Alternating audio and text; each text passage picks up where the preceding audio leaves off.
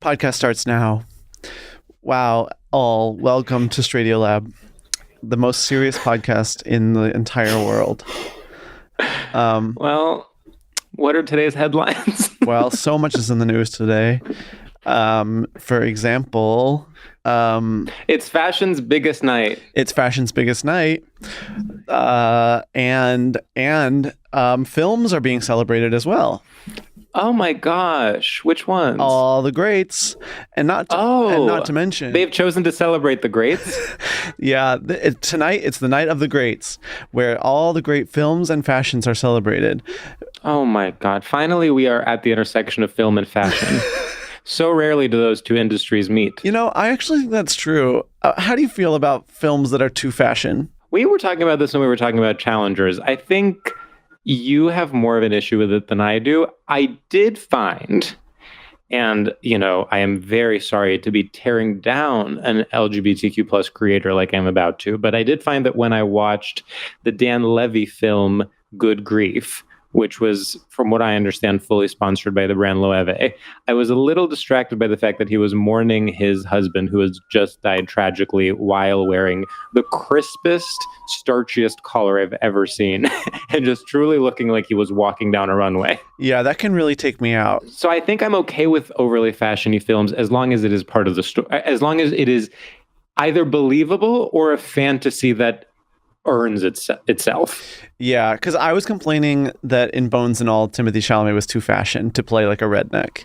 Where I was like, see, to me, I'm okay with that. I'm like, that is a fantasy. I mean, he is a twink, cannibal twink.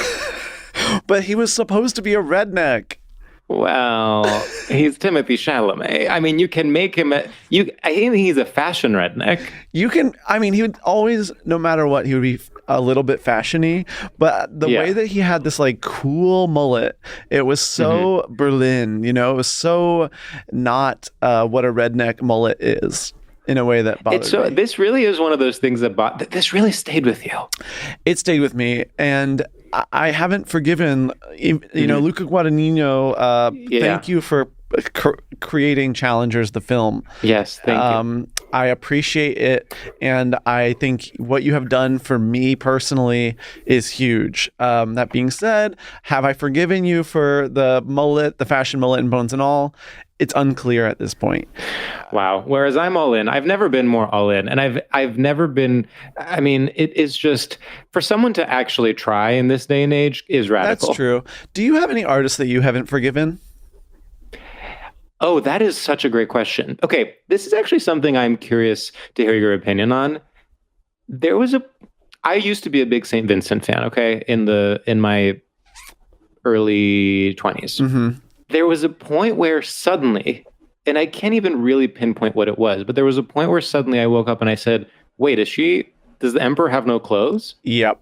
Like, I just suddenly one day was like, this has all been a lie. And I no longer believe the fantasy at all. I just can't. I actually want to buy back into it. Mm-hmm. And something is, it really was like a veil was drawn, and I can no longer believe it. This is such a, I think like the opinion currently about her is this. I think it was that era when she was like living in LA and being like, it's a commentary on false, fake LA-ness. Sure. That's when everyone sort of turned and they never really looked back. And when she was dating Cara Delevingne? Yeah. No. Was she dating Cara? Wasn't she? I think so. That sounds familiar. And it was like they broke up and whatever. And I remember at that point it was like, and now I've never been able to trust her again. In that era, I didn't even like hate. Like it was like some of that I liked, but it was just like something about it just showed, like it revealed something that then I couldn't unsee. And it was like, now I'm supposed to think of you as a New York indie girl again? It doesn't make a sense. Yes, it's very difficult. You know what, actually? Okay, I think a part of it for me was maybe even the song New York. Yeah. I was a little bit like, wait a minute, is this in a musical? Is this a musical number in like an indie musical about an artist, about Bob Dylan? Yeah. And actually, I recently re-listened to it and was like, oh, I was unfair to it. It's actually a very, nice, beautiful song about missing someone and your relationship to a place that means a lot to you. But I think that was for me where I suddenly saw through it. Yeah. Part of me, it's like, I don't know how to process my feelings towards her because... No, I agree. I'm really glad we're having this conversation. Because I still think she's cool. I still think she deserves to succeed and be a cool girl. Yes, and she's very talented and genuinely... I love hearing her talk about music. Like when she was on Fresh Air recently, I was like, oh, this is a real musician whose entire life has been music since she was like 7 years old. Yeah. And this isn't some pop star that was manufactured for my tastes. Yeah. But at the same time, how slay would it be if she was? Well, there is a certain level of sexism to it too, because you sort of are like, wait a minute, so you want to be both authentic, you want to have it all, like you want to be authentic and also just like super hot and cool in fashion and have a hot young girlfriend and be like kind of famously mean, I think. Yeah. And also have a sense of humor and be funny and be self-referential. You know what I mean? Like I am a little bit, I have to call myself in a little bit and be like, would I say all of these things if she were a man? Although I guess she would probably not even be on my radar. If she were a man, it would literally be like, yeah, people talk about him and I'm never going to listen. Exactly. Like I'm trying to think who's the male equivalent? Who's the male St. Vincent? Well, do you like, this is in no way the male equivalent of St. Vincent, but do you like Bon Iver? I check in every once in a while. Sorry, that's not what I meant. Father John Misty. Oh, no. I've never spent time with Father John Misty. Because Father John Misty is someone who, and I do like some of his music, but he is someone who can just have it always. Like he can be both like act like he doesn't care, but then also sort of people find him hot, and he can like, he is considered a genius, but he also is like always basically joking. I think, but St. Vincent, I don't think it's misogyny to say that she... I don't think it's misogyny to say that she is like presenting sort of a poppy aesthetic. Like there is like, she has eras. She has like, she's debuting a new hair color. She's like doing all this stuff. And I'm sort of like, and you want us to see you as like an indie artist? It doesn't... Oh, I see. Yeah, but you don't mind when Charlie does that. But Charlie's not like, I'm indie. She's like, I'm the biggest pop star in the world. And right. Well, but St. Vincent is like, I'm the biggest rock star in the world. Oh my God. You know what? Actually, I think we should just bring our guest in. Okay, let's bring Brittany in. Yes, I think I agree. And yeah. So without further ado, please welcome to the podcast, Brittany Carney. Oh my God. Okay, now you're muted. This is unbelievable. Brittany, please. Unmute. Brittany, you have to unmute. Brittany, the same button you hit to mute, hit that to unmute. Oh, you act like you're being silenced. You silenced yourself. Okay. Will Brittany find her voice? This is a really inspirational story. Well, not yet, I guess, because we haven't found her voice yet. Yeah, if the podcast ends now, Brittany, it's about... Can you hear me now? Yes. Hello, you're back. I'm so sorry. Brittany, I found my voice. I really don't want to put you on the spot. I genuinely, but I do wonder what's going on. I think it's important to put you on the spot. Like, what is happening? We've had more technical difficulties in the last 15 minutes. I've never seen something like this before. I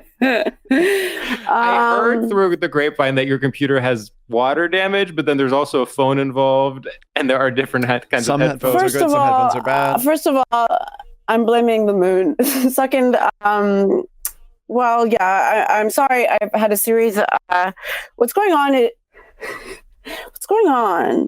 is that I've never felt more like 80 years old in my entire life. I want to explain that I was trying to, yes, because of the water damage, which I'll speak further about in a moment. Yes. I cannot,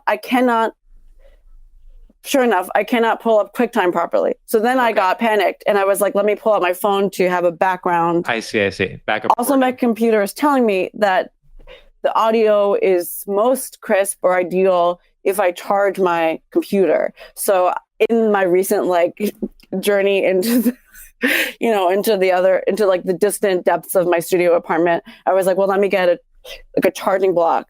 Yeah. To maximize the voice quality. But I guess I'll talk to you about the water damage for a moment. Yeah, that could be helpful. And I would like to know how specifically it is affecting different parts of how your computer works. Which apps it has affected and which apps it hasn't. Half of the screen vertically is black with multicolor lines that are moving around. I see. Okay. And then a portion of the screen that's horizontal that goes across the panel where all the icons are is horizontal shimmering lines. I see. So I have limited see. So when we're saying, press the unmute button, it takes a while because you have to minimize the window so it fits into one corner of your screen so that then you can access that button. Yes. And I was feeling shame and stress. So my actions were affected by that, and that I was like more fumbly than I would normally be. And how, if you don't mind me asking, how did this water damage come about? It's really embarrassing, I think. And it has to do with a budget friendly skincare and wellness company called Aesop. So excuse me, budget friendly? Not in my experience. No, but keep going. I'm being facetious. Facetious. Yes. Okay. No, just $100 deodorant or whatever. Yeah. So anyway, I have a roll-on deodorant from Aesop. Right. It was in a tote bag, my computer, which I normally encase in a what do you call that? A case. Yeah, so good. I decided for a few days to be a little reckless, and I was like, well, I don't need it, and it's kind of bulky. I'll just put this in the tote bag. Yesterday, I realized my computer was like this, and I was like, what the fuck? It wasn't wet. And then I opened my deodorant today, and it was really milky and leaking. So I think that my Aesop deodorant, I spilled in the tote bag and into my computer, which is now essentially, yeah. But it's a prison that I created for myself. A prison of my own consumerism. They should have a warning for that in the Aesop, package. Yeah. I guess I'm a little bit honored. I think that, it's so recent. I was sort of like, I figured, you've been living your life with this water damaged computer for months now, and you're just sort of like, you know what, I'm making it work. It's fine. I actually think it's so nice to know that it is very new. We're sort of debuting your broken computer. Because I gotta say, Sam, I have unfortunately I'm not above that, if that makes sense. I'm someone who lives for too long with a dysfunctional device. We're definitely picking that up.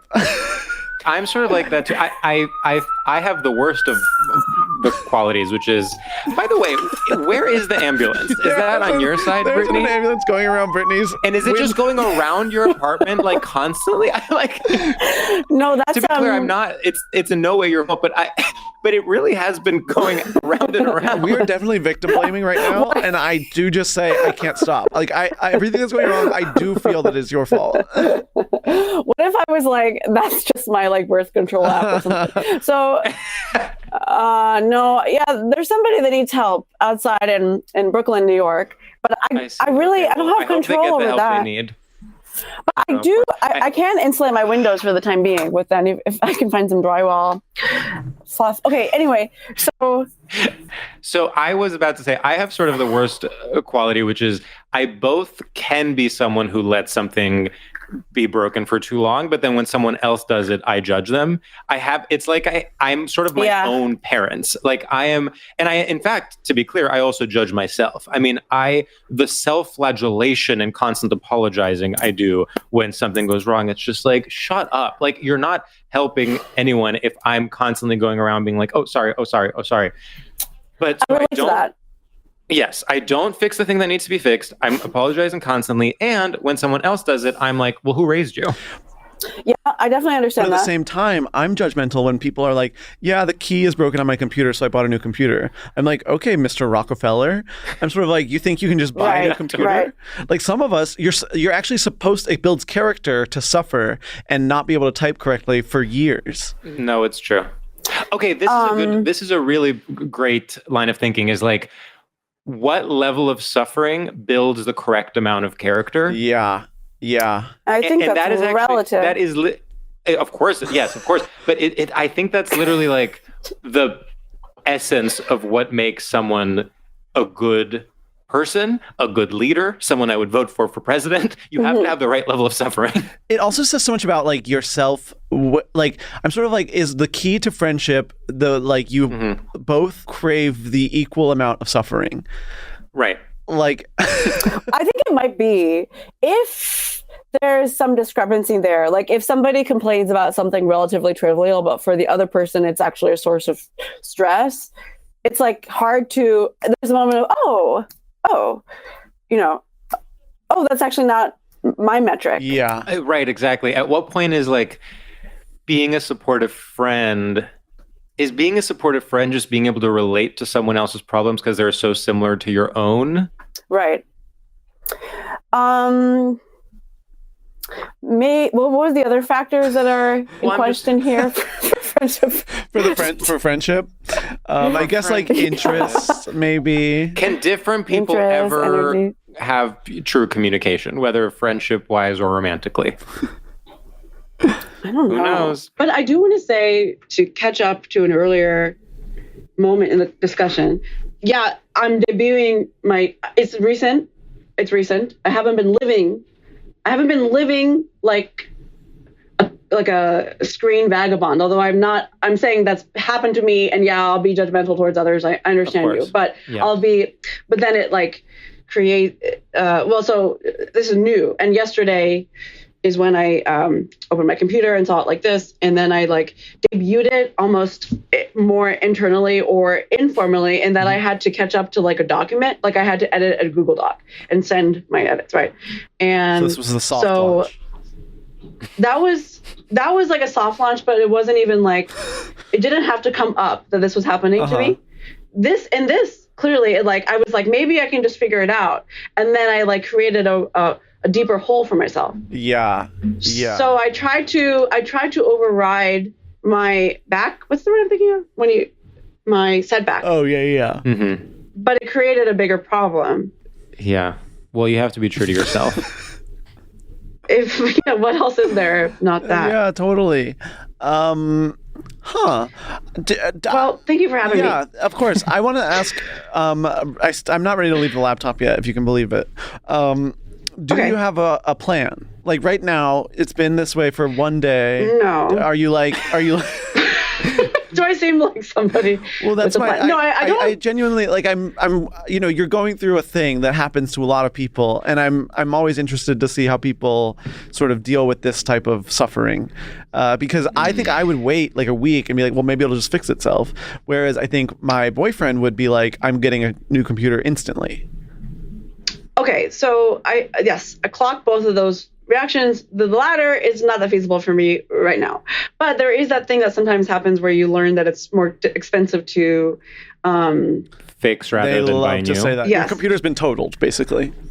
But my truth is that cannot be my journey right now. It cannot be, because this computer was a birthday gift to me from my parents in February ahead of a writing job that I got in LA. So I like needed a new, better operating computer. So I felt also yesterday a childlike sense of, when you're like a kid and you like futz with something, or like you're like messing with something out of curiosity, and then it breaks, and then you have to tell your parents. Yes. Like, I'm an adult, I have to like financially take care of this, obviously. Yes. But it's a gift from my parents, so I felt like an extra layer of like, you silly little shit. No, of course, the one you feel, you're like, I'm an adult, I'm financially independent, I'm not like those other people I know whose parents pay for everything, but they were kind enough to get me one gift. And of course, that's the thing that you're which is an expensive gift. Yes. And of course, that's the thing you're going to accidentally break. No, exactly.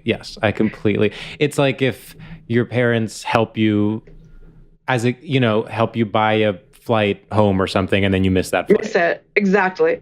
So I'm feeling a layer of this like weird, like out of body. Like I don't feel like myself. I don't feel like. No, I get it. I mean, anything that makes you, that even a little bit brings you back into a childlike state can be so destabilizing. And usually that happens when I go home. You know what I mean? Yeah, like totally. Anything. It's funny to have that separately in your adult New York life. Yeah. And then feel, so that's right. So I also think, and I think the root of it is me being irresponsible about, first of all, just kind of throwing my computer in a tote bag, and second of all, having an overpriced deodorant that smells better than it works. God. It's literally like a referendum on your entire life. It's like you've made these decisions and they all led to your expensive deodorant breaking the gift that your parents got you. That really hurts. That's very like silly. I mean, it's almost like, yes, exactly. It's also like this sort of symbolism, like in a movie, they'd be, in a screenplay, let's say, if you're getting feedback, it would be like, okay, this symbol, like the deodorant is perfect because it symbolizes her spending habits, and the computer is perfect because it symbolizes her parents caring about her so much and doing this thing for her, and one destroys the other.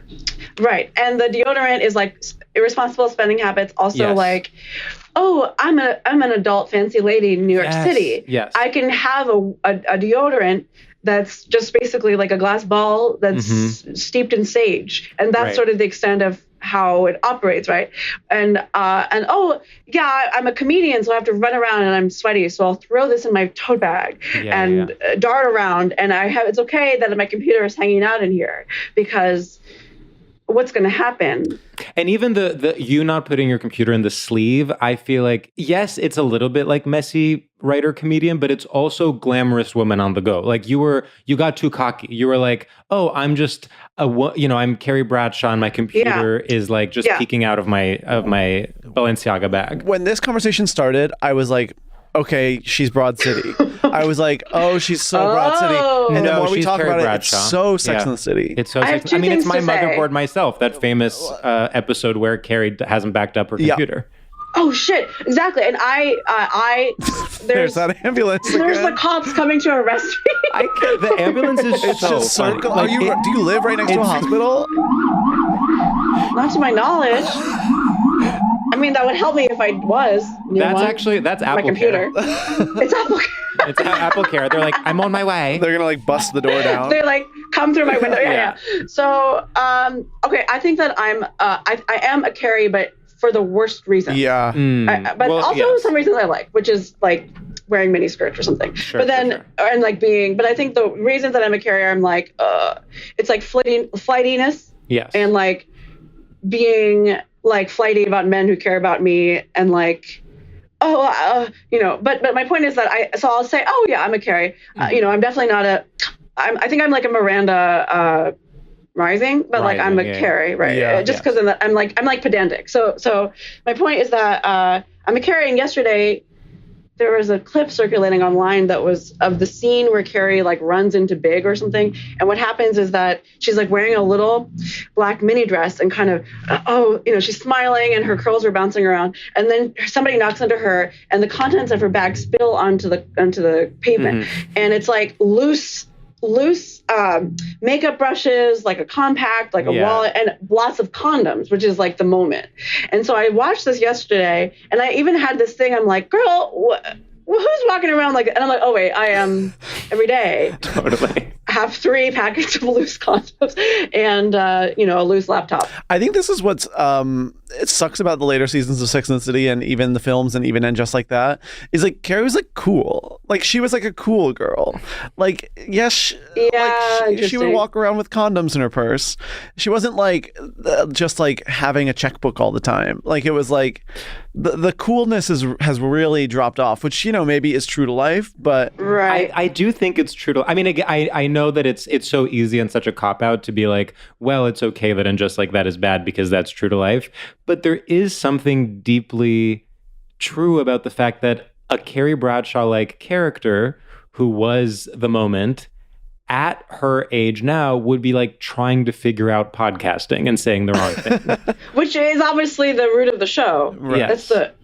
That's so true. Because I guess the only other option would be, I don't know. I'm sort of like, I guess she could just be vacationing all the time and not have a job and just pop up to do like an interview magazine feature every 10 years. Yeah. Which is a possible trajectory for Carrie Bradshaw. Sure. Mm-hmm. But she's a bit more scrappy. That's the thing about her. She's kind of scrappy. Yeah, no, she is. Yeah, she's scrappy. And she also is a little, like, yes, she's a cool girl, but she also is a little embarrassing. Which is why she's not necessarily likable, but I think Relatable, she's still yes. relatable. And yeah, I understand that. I think I understand what you mean too about someone's being Broad City, like me being Broad City. I understand that on the surface, but I think it's actually a bit more fraught. It's actually more fraught and less cute, which I feel like Broad City is like, oh, Broad City is cute. Yes. we're 24 and cute. Yeah. I'm 36. I'm approaching 45. Aren't we all? Which is why I got myself this deodorant, you know? Yeah, no, totally. No, of course. Should we do our first segment? Wait, also, Brittany, Let's do it. also, we have to say, Brittany you have a special out. Oh yeah, I have a special. Can people please watch it? Please watch Brittany's special. It's on YouTube. It's free. We're so what's it called? It's called That Is My Horse. Everyone go Slay. to YouTube and watch That Is My Perfect Horse. Brittany Carney, That Is My Horse. Google it. Click the first thing that comes up. Unless it's an ad, do not click Do not that. click the ad. No. Don't click the ad. Click the Click the first special link. non-ad special, video special that comes up. And it's half an hour, which is not that much of your time. And oh my God, the perfect Oh, link. so tasteful. You can watch it before I bed. know. I recently did a comedy show that was from beginning to end less than an hour, like a full lineup and a host less than an hour. And I was like, this is heaven. Heaven on earth. A live show? Yeah, like a live show. Yeah, That's just at ideal. Union Hall. It's hard to watch so much personality. It is just crazy that I guess part of any watching a play or a comedy show or a movie, part of it is that you get tired, and then at the end the challenge is for them to win you back over again. But I'm like, what if you just didn't have to get tired? What if you really were left wanting more? Let's try that. Let's try that. Yeah, that's the goal. I think that most. That said, please watch mine. It's 33 minutes and 22 Well, yours seconds. is the It's a correct perfect length. length. Yes, 33 Thank you. minutes. Maybe the correct length of a special is like 22 minutes or like 15. 22 is pretty nice. Or- That sounds really consumable. I do think it is weird that as the comedy community is obsessed with the idea of the hour, because it's like, we need a new hour. I need an hour. I'm doing my hour. Because it's like, wait, an hour? That's like long. Yeah. And don't get me wrong, of course, I want to say I have my hour, come see my hour. And I will. But I'm like, but as a viewer, sometimes I'm like, damn, how nice if it were 22 minutes. Yeah. 22 minutes is a tough one because 22 minutes is almost like a long YouTube video, whereas 33 minutes is a short special. Yeah. I understand You that. can sell it as a special more.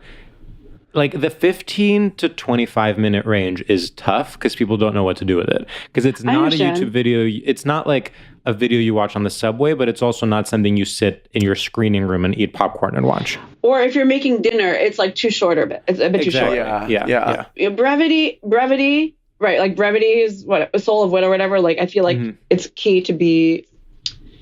Yeah, you want always to be wanting more. It's better maybe for the attention span to something to be shorter. How do you feel about this trend of movies being too long? I feel like I genuinely don't have the attention span for that, but is that a problem? And it makes me feel like, because it feels like, I have another thought about it, which is I feel like it's pushing back against something. All the major Oscar, bait or whatever over the past few years are these really long epics, right? And it's kind of like Bollywood. Bollywoods are famously really long, but the point is that I guess you don't watch it in one sitting. I see. I don't know. I didn't know that. So why? I do think they should bring back. This is not some like silly joke. I'm being dead serious. I do think they should bring back intermission at the movies. That actually is. They do that in many other countries. They do that at the open air movie theaters in Greece. Like just have an intermission. Everyone can go pee. Everyone can get another drink, and then do the second half of the movie. The movie theater would make more money. People would like it. You would make it would be more of an event, especially at those. All those theaters where you can get like $25 buffalo cauliflower, Yeah, the fancy, right. And I think that it's like, I have to pee. I always have to pee more when I'm in a situation like on a flight or like something like that. It's like my bladder is like, we got to go in hyper mode. So I think that an intermission would be ideal and make me feel less stressed about peeing. And therefore you'd have to pee less. In the moment. Case closed. Let's do our first segment. Yes. Okay. So, Brittany, our first segment, as you know, returning guest, is called Straight Shooters, which is the segment where we give you a series of rapid-fire questions to gauge your familiarity with and complicity in straight culture. And the one rule is you can't ask any follow-up questions about how the game works. And if you do, we will actually mark your special on YouTube as abusive content, and then no one will be able to see it. Okay, that sounds fair. Okay, Sam, take it away. Okay, Brittany. Attending Catholic Mass or see me after class? See me after class. Okay, Brittany. Medium rare or tedium to spare? Oh, man. Medium rare. Okay, Brittany. Straight shooters or gay losers?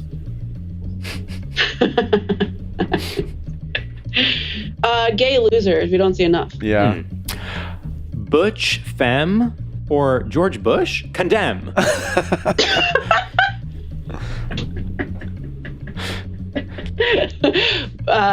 Bush fan, I condone George Bush. Yes, Of course. Being a rebellious teen or being heard and also seen? Ooh. Being heard and also seen on Riverside. Yes. Getting the ick or shitting a brick? Oh, God. I guess shitting a brick. Oh. Okay.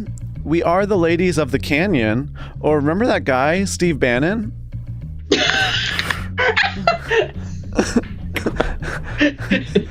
Remember that guy, Steve Banyan? Yeah. Banyan. Banyan. Okay, Brittany. All right. Lamenting the rise of woke or fermenting an artichoke? Ooh. Oh my God. Fermenting an artichoke. I love... Fermented. Okay. So as you know, we rate our guests on a scale of 0 to 1,000 doves. And George, where do you think we're at with this one? Here's what I'll say. I personally needed... Brittany More? laughing really added something to it for me. I've been in a little bit of a funk today. I needed someone to tell me you're funny. You're going places, kid. And so I appreciated the laughter.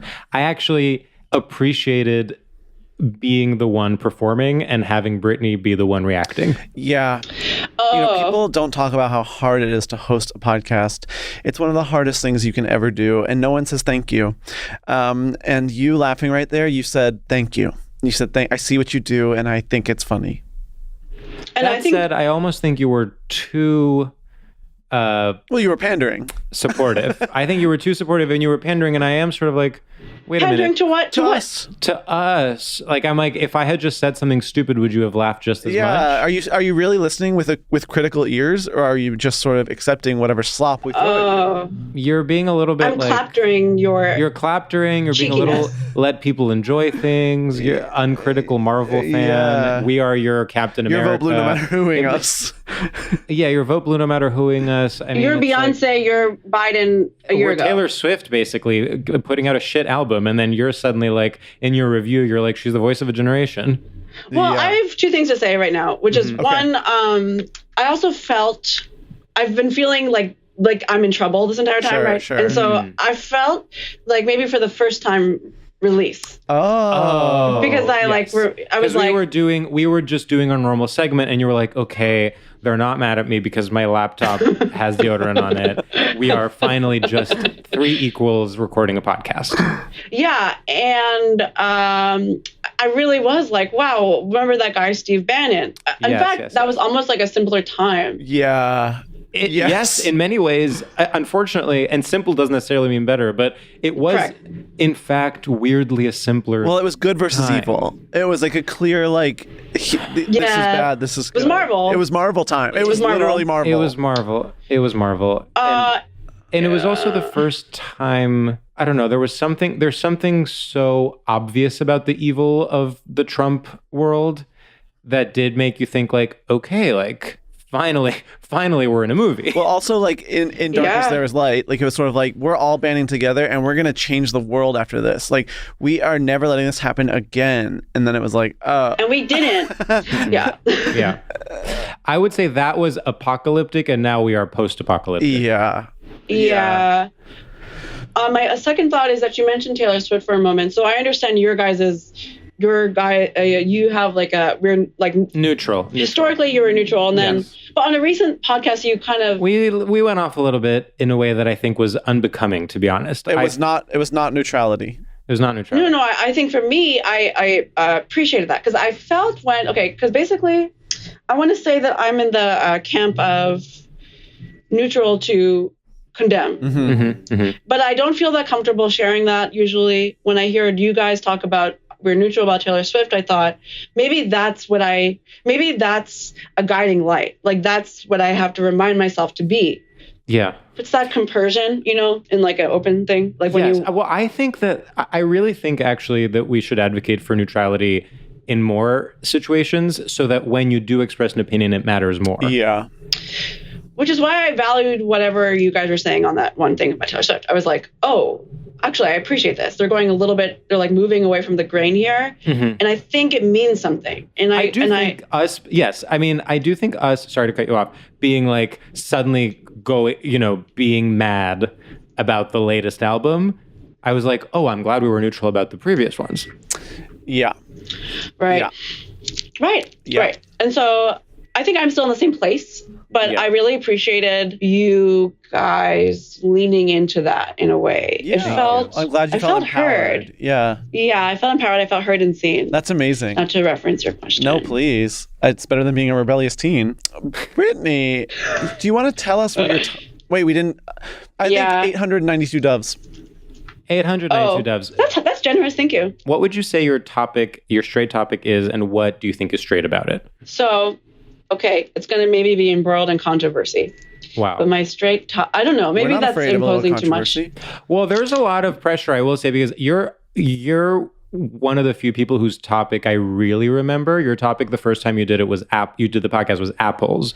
And I just remember how insanely fruitful no pun intended, how insanely fruitful that was, because it opened up so many, again, no pun intended, cans of worms, because apple was teacher, apple was Adam and Eve, apple is an apple that keeps the doctor away. Like it was just this incredible idea for a straight topic and so out of the box. Yeah. So I want to know what you brought this time. And you haven't told us what yours is. So this is a surprise. We are about to be surprised. Usually we actually ask the guests before recording, but we trust you so much that we knew you could surprise us.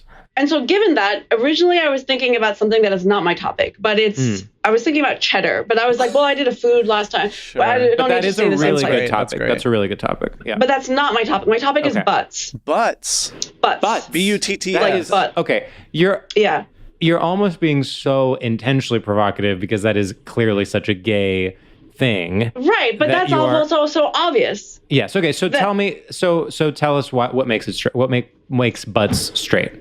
I guess my thinking is along several lines. The first major one, my cat is swiping at my hand. So my first, she's like, shut the fuck up. So she's like stopping a performative edgelord is what she's saying. So okay, here's my thing.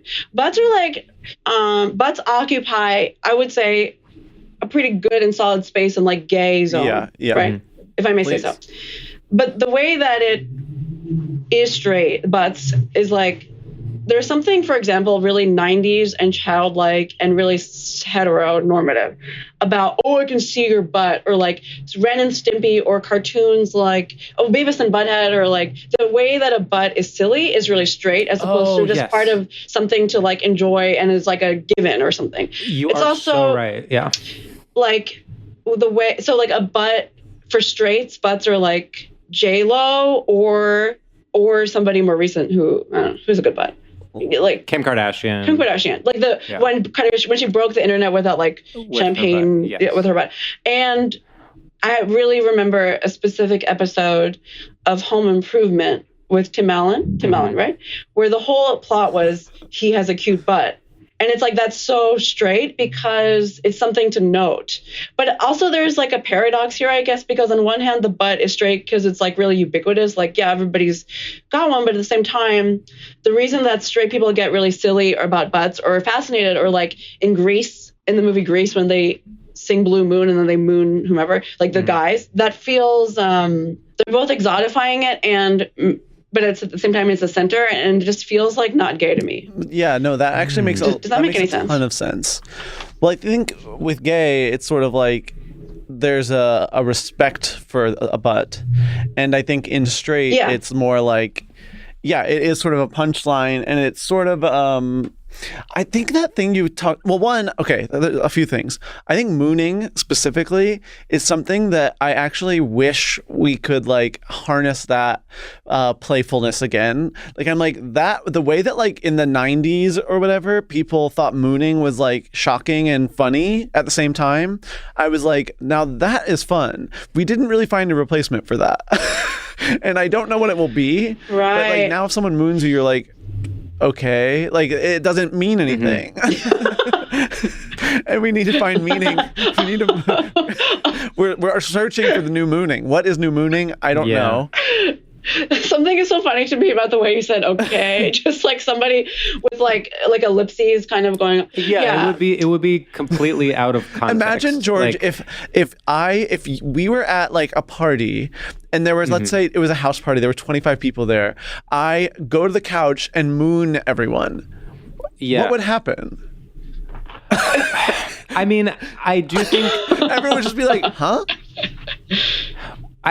Yes, I agree that everyone would be like, huh? I think if it was gay, I'm trying to think if it was gay guys, if it would be so silly that actually everyone would just go with it and someone would just like slap you and then people would be like, Sam's crazy, versus if we were in mixed company, what would happen?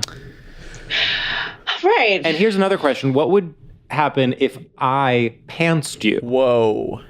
At a party. I mean, and it makes a difference whether your back is facing or your front is facing the collective, the people at the party, right? I think if you pantsed me at a party, that would be funnier than mooning, maybe. But I think it would be so interesting because it would be genuinely humiliating in a way that is like not true. Like if you were just like take your pants off, I would be like, okay, and not worry about it. But to be pantsed, is there anything worse? Like I actually don't know if there would be. Especially if it's a surprise. Yeah. Which I guess is usually, I guess by nature of pantsing, it is a surprise. Yes. Yeah. Okay, so butts being straight, I mean, okay. I have another thought. Oh, please. That kind of complicates it. So I'm sorry to speak over what you're about to say, but I guess I want to say hold on to that. So I don't know specifically. I don't know whether the ways in which butts are straight, it's not about the hole. I think it's about the cheeks, but it could 100%. be about it's all the about cheeks cheeks. and the valley with straight, but not the hole. The straight element is the hole erasure. The hole does not exist in straight. That's exactly it. That is exactly it. Right. It's on the surface. It's so there's that cartoon. The straight denial of the hole. Yeah. That's why, you know what's very straight? The term crack. But like it is just the crack. Butt crack is so straight. Like no one who's like, I mean, obviously blanket statements. I'm saying like people who are like enjoying the beyond the crack are not calling it the butt crack. That's so like it's so sophomoric and vile and like and like childlike, you know? And it's also trying to be vulgar, but doesn't have the courage to see what is in the crack. Like it's like saying, I don't know. I mean, it's not really like cleavage because I think cleavage has neuroticism to it. But even with cleavage, it's like, okay, well, let's just go all the way. What is in there? And there's nothing in the cleavage is like, or like, you know, everybody can then picture what's kind of cutting. Like if you're talking about cleavage, there's usually like a neckline, right? Yes.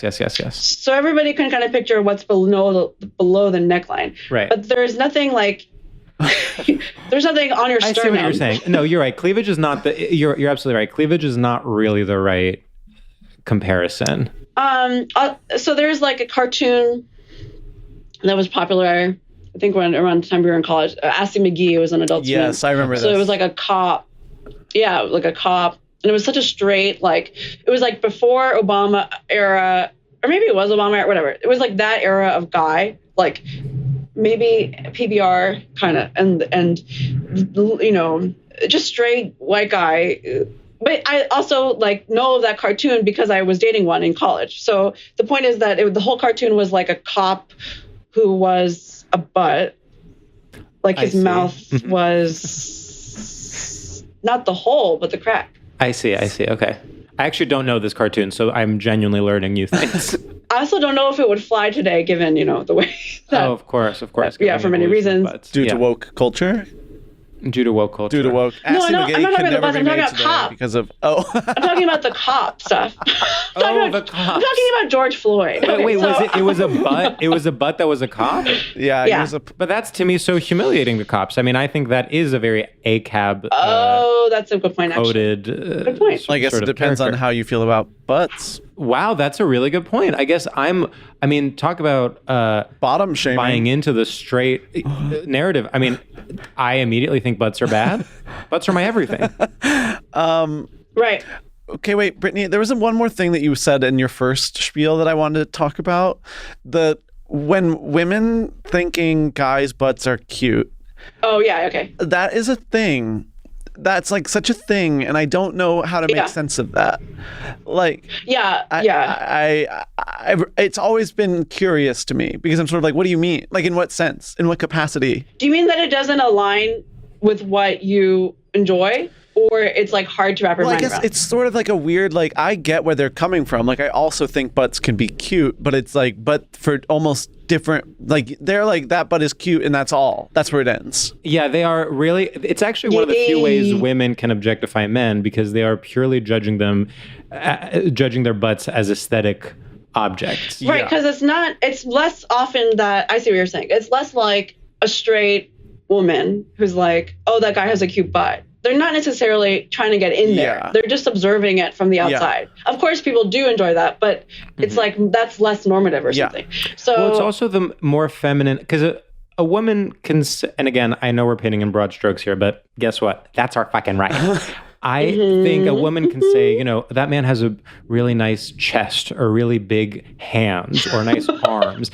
But evolutionarily, I can at least see where that would come from. Whereas the butt really is like, well, in cave times, women didn't want men to have cute little butts. They wanted them to have hard, cold, and exactly that could utilitarian or something. So I actually have two thoughts, and maybe my thought changed while you guys were talking. So my first thought was like, is it some sort of bendy thing mirror thing where we were talking earlier about like cleavage or boobs and like women that are like have feminine bodies or like I'm used to having lumps and bumps on me. So what if I see that on a straight man that I'm attracted to sexually? Maybe it's like, is it a more feminine quality that then you're kind of like confusingly drawn to, if that makes sense? It's like it's like familiar. Yeah, you're like, why does that guy have boobs on his backside in the form of a butt? Right. But then my other thought was like, what if it's more reverse Freudian or something, where it's like, oh, baby. It's like, that's a baby. Oh, well, it's a way to have power a little bit. Yeah. Oh, I thought you meant like a butt is such a cute, harmless thing compared to other parts of men that could be more threatening. Oh, I wasn't thinking that, but that is interesting. It brings them down to earth a little bit. You're like, well, no matter how much of a big macho Hercules man you are, you have this little, you just have these two little cheeks that there's no way, no matter how much muscle you have, they will never be threatening. It's like a deeply like humiliating part of the body for a straight man, which I also think is where the humor of it comes from. It's like the one non-threatening, it is literally the one part of a man's body that he can't use to commit violence. Exactly. Because the front part, the penis, on a cis man's body. Of course, that is like the most obvious. That's always violence. Yes, always. But even like other less obvious things, like big arms imply violence, big chest implies violence, even like big teeth, like big, like it is. Even like big legs, you're like, oh, he's gonna run and strangle me with his thighs. Yes, exactly. Oh, yes, yeah. So, but I do think I think the fact that it is a vulnerable part of the cis male body, both maybe makes it attractive because it shows that sort of vulnerability. But then also that's the root of the humor of it, is like, that is why it's funny to moon people. That is why it's funny, like in Jackass, when you see their butts, or in a sort of like a Wedding Crashers like comedy, if you see someone's butt. It's because it's non-threatening. Yes. And I would say in my like adult world, I mean, in like my sexual experiences, let's say it's like I'm with somebody, like a guy who I really like, or maybe I'm even like a little bit intimidated by or something, or like had a crush on them for a while or whatever, or like, and you know, we like have a nice sex and that's affirming in some way, but you still feel kind of like, oh, I'm so delicate and there's this man here and I'm not entirely sure like how invested he is in this or whatever, or any variation of that. Once you see a straight man's butt as a straight girl, it's like, oh, yeah, that's so silly. Totally. Yeah. And it kind of is interesting because I think there's a variation of like where, to what extent straight men like work on their butt, like in a fitness way, whether they're into that or not. And if they're not, it's kind of like both are silly. Like if somebody has a really taut like glutes system going on, it's like, oh, they're trying to like, you know, whatever, they're doing a lot of squats. And if they just don't have that, then it's like, oh, look at that guy. Like, and yeah. I want to touch on a little bit. I do think that this is really interesting. Yeah, I think for the men, I want to make sure we have some time to talk about women's butt, the straightness of women's butts, because I also think that is, you're absolutely right, that in straight culture, the woman's butt is this recurring motif. And I think maybe I'm wrong, but I think in the same way that a man's butt is non-threatening, a woman's butt is almost something you can objectify without being sexist. It's like respectful without being objectification. Yeah, it's like more respectful. And the comedy carries over in a way where you can be like, I like big butts and I cannot lie, and not have it come across as violent as being like, I like big jugs. Big jugs or big pussies. Yeah, big pussies. Like, yeah, so true. I think that there's so, yeah. Wait, that's such a good point. I even forgot about the Sir Mix-a-Lot song. That's like, oh, it's kind of harmless. I like a big butt. Or like, what's another example? Well, I actually think the Sir Mix-a-Lot song into like when did that, like 30 years ago or something, like from that to where we are now musically, there has been a shift from the butt is a little LOL, it's like funny to like this, to now it's like the butt is serious business. Like it used so yes, I think the specter of I think the specter of using the butt sexually is something that freaks straight people out so much. It is legitimately like they're the biggest taboo. It's like, and it goes all the way from like people joking about pegging, or pegging being a big thing, to people, remember that like period of 10 years where the funniest possible phrase you could say is ass eating? Everyone was constantly, I mean, this is also just like us going to comedy shows all the time, but it was just like this constant barrage of jokes about like ass eating. Do you guys eat ass? Oh, eating ass is on the menu. Y'all eat ass? Like it is just, it's this insane anxiety about the butt. And I almost think that is where it's like we kept the butt at bay by having it be a source of humor and a source of comedy. And then as soon as straight people discovered the sexual potential of the ass, they like lost it. And that is what has led to, you know, ethical polyamory. Right. And like straight guys wearing dangly earrings. It just like, that was the one thing you couldn't touch. And as soon as people started touching their buttholes, it was like, it's over. That was the floodgate. That's the apple. Yes. To bring it back to that's that's the forbidden fruit.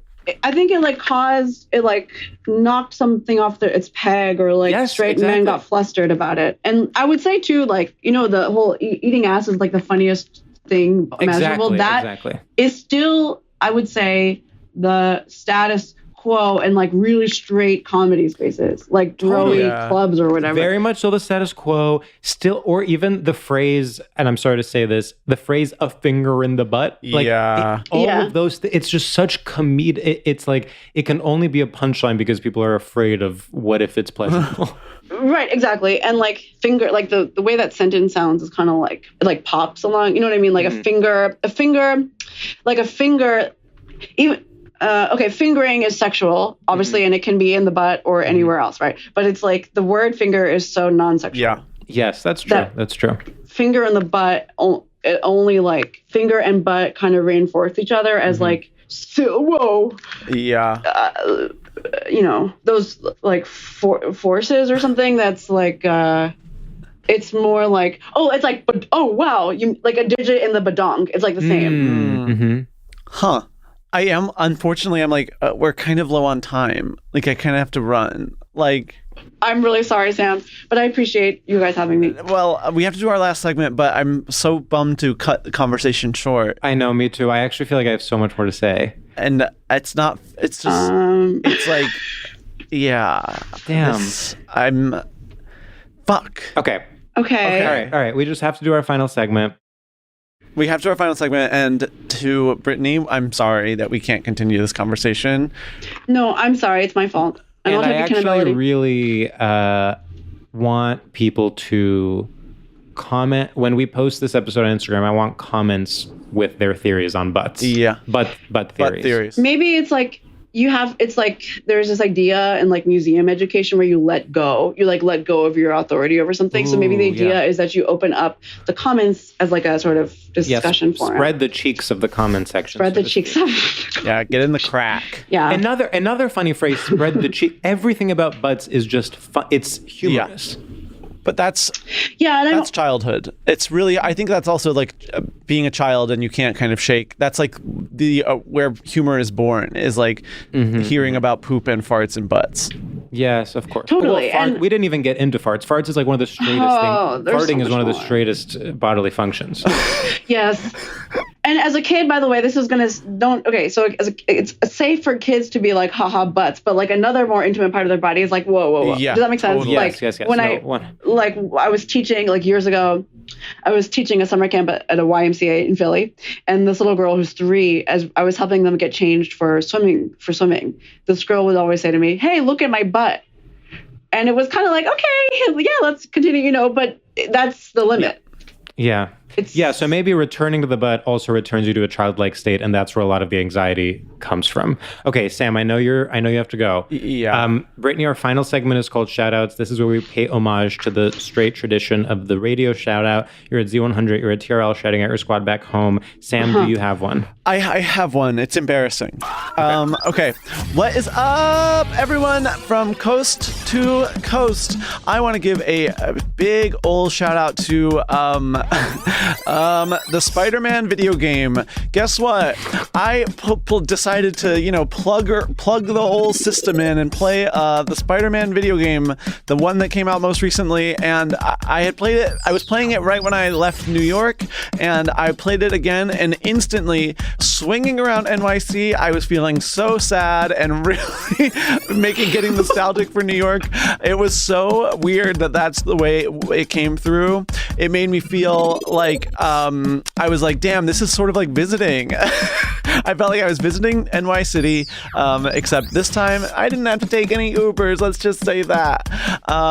So shout out to the Spider-Man video game. It depicts a really special type of New York in a way that I think they did an incredible job. And now I don't need to visit. I can just hit play. So woo to that. Wow. Ooh. Okay, I can go. What's up, Apple TV Plus subscribers? I want to give a shout out to the show Palm Royale on Apple TV Plus. I have to say, I I've been really enjoying the show. I'm not done with it. I get happy when I turn it on. I'm so happy to see Kristen Wiig on screen. What a cast. Carol Burnett is in it. She's so funny. And so I was like, it's weird. I'm not really hearing about it. No one's watching it. Start texting people. Everyone goes, oh yeah, I gave up after one episode. Oh, I gave up after half an episode. Go on Rotten Tomatoes. I see 50%. I say, what the hell is wrong with people? When did we stop believing in women in comedy? When did we stop giving chances to an all-star cast of different white women that have all made us laugh for generations? I say that's quite enough with the male-coded prestige television, and let's go to Apple TV Plus and press play on Palm Royale, starring Kristen Wiig and Laura Dern and Carol Burnett. And so, yeah, have some respect, to be honest. Like, this is the last time we're going to get this in a while. So, there's about to be a culling of content in streaming. So maybe enjoy it while it lasts and stop being stop being so demanding. Woo! So that's what I have to say. Well, I love it. Okay. Yep. It's my turn. Okay. What's up? What's up?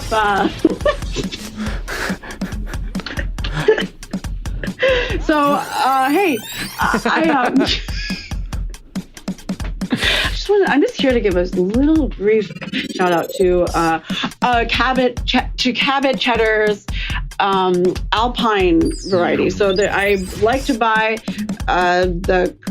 I like buying white cheddar from Cabot. I typically buy like extra sharp something or extra sharp Wisconsin flavor or whatever. Or there's like a New York or and I recently was in a supermarket. I saw that they had a variation on the theme, and it was specifically called Alpine, like as in it was like a blend. It said something like a blend of like taste. It's like cheddar, but it also tastes a bit like Swiss and Parmesan, and I guess it's like Alpine. I'm thinking Switzerland, like Switzerland. The Parmesan notes from Italy, like it's like it tastes like a Gruyere but cheddar or something. It's like sharper and more crumbly. Yeah. And it tastes like kind of like eating an almond or something. Oh. And I really love it. I can't get enough of this cheese. Oh my God, I'm literally going to go buy it tonight. It's good. I've never heard of this. And it doesn't melt well, but that's okay because I don't think this kind of cheese is for that. It's for slicing and eating with fruit or fig jam or whatever. And honey, with your computer issues and deodorant, I think you could do with something that doesn't melt well. We don't need more melting. Yeah, well, Brittany, why don't you tell our listeners where they can find your special once again?